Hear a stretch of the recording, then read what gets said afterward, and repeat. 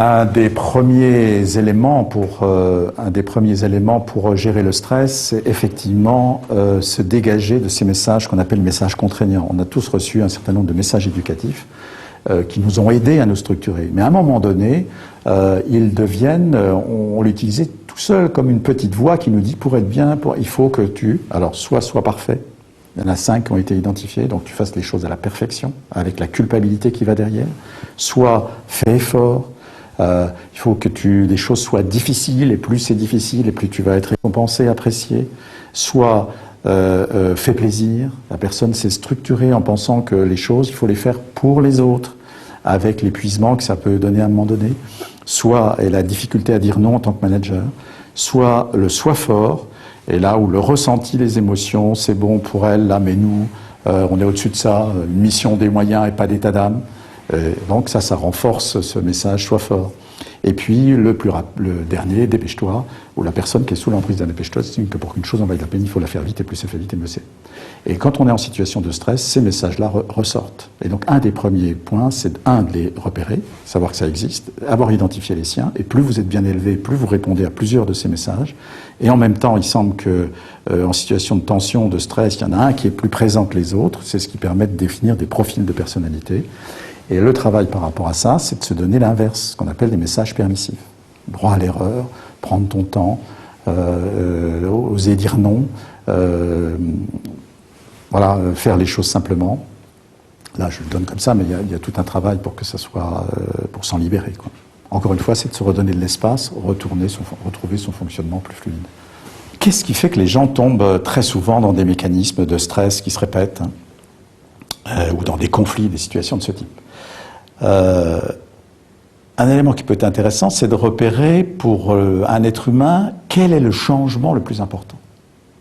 Dans la vie d'un être humain, quel est le changement le plus important? Alors on peut dire, c'est l'adolescence, c'est quand il se marie. Non, avant ça. Et on se rend compte que le changement le plus important, c'est la naissance. Et s'il y a bien un moment stressant, c'est celui-là.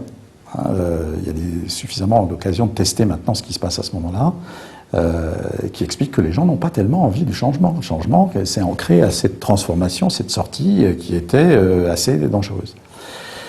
Bon, une fois que le bébé est dehors, sa question, c'est « qui suis-je » On revient à ce qu'on a dit. Au début, il s'identifie dans le ventre de la mère, il ne se pose pas de problème, il fait partie d'un tout. Et une fois qu'il est dehors, il va s'identifier au sein, puis ça bouge, à la mère, puis c'est pas ça. Et à un moment donné, qu'est-ce qui ne change plus chez quelqu'un? Une fois que c'est fait, c'est fait. En fait, c'est son passé. Et qu'est-ce qui se passe pour la plupart d'entre nous? C'est que progressivement, on met en place,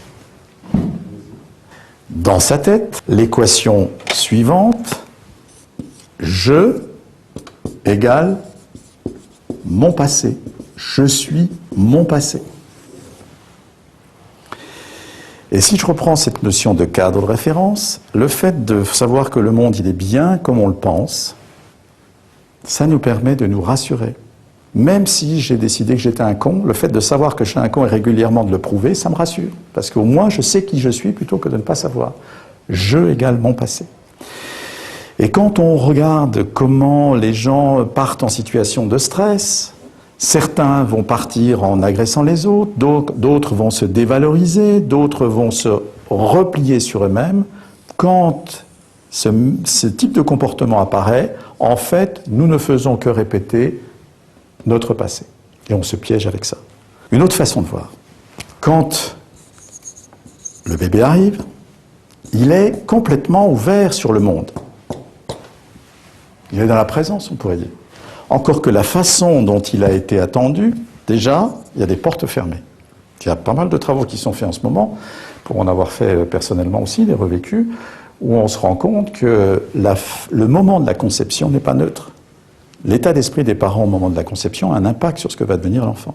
Ce qui se dit à ce moment-là, moi à titre personnel, j'ai vu des trucs, je me suis trimballé une bonne partie de ma vie avec des phrases de ma mère que je continue à porter. Travail en transdérivation. Donc, voilà, le bébé il est là, il est ouvert. Il ne peut pas rester comme ça. À un moment donné, il va avoir besoin de savoir qui il est. Et alors, qu'est-ce qui va se passer? On va dire, tiens, Jean, c'est tout à fait le portrait de l'oncle Albert. Donc le petit Jean, il ne sait pas qui il est, il regarde Albert. Ah oui, d'accord, il est là, bon, il fait ça, il picole pas, ça va, bon. Et il a la bosse des maths, il est ceci, il est cela, et progressivement, l'enfant va faire ses choix en fonction de tout ce qu'on va lui dire. Et il va comme ça créer sa personnalité, son ego.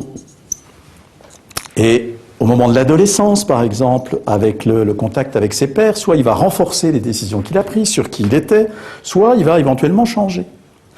Et puis après, vous avez des gens dans la vie, vous les rencontrez à 60 ans, vous appuyez sur un bouton, toujours le même discours. D'ailleurs, on le sait, il dit, tiens, tu vas voir, on va dire un tel, tu vas lui dire ça, tu vas voir. Et on lui dit, hop, le mec, il... Bon. Qu'est-ce qui s'est passé? La personne s'est sclérosée. La vieillesse, c'est pas autre chose que la sclérose.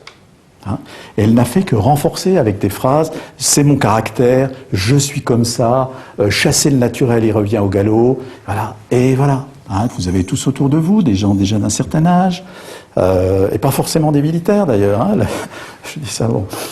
Sclérosés. Maintenant, des fois, vous rencontrez des personnes qui, à 70 ans, sont intéressantes, ouvertes, elles comprennent plein de choses, vous êtes dans leur présence, vous sentez bien, vous sentez... C'est que elles ont passé leur temps à ouvrir leur cadre de référence, à détricoter ce à quoi elles s'étaient identifiées. Par exemple, dans le management, si vous avez développé un côté normatif, c'est intéressant, il y a des moments où il faut pouvoir décider. Mais si vous gardez ça, vous allez coincer à un moment donné. La personne en face va développer la capacité d'écoute, capacité d'intégrer les avis de l'autre. Et du coup, elle va ouvrir son cadre de référence. On pourrait dire que grandir, c'est ça, c'est progressivement ouvrir son cadre de référence. C'est des guerres, c'est tout ça. Et c'est intéressant, c'est qu'on vit dans une période passionnante parce qu'on sait suffisamment de choses maintenant pour pouvoir faire évoluer les trucs. On sait qu'on peut faire énormément de choses.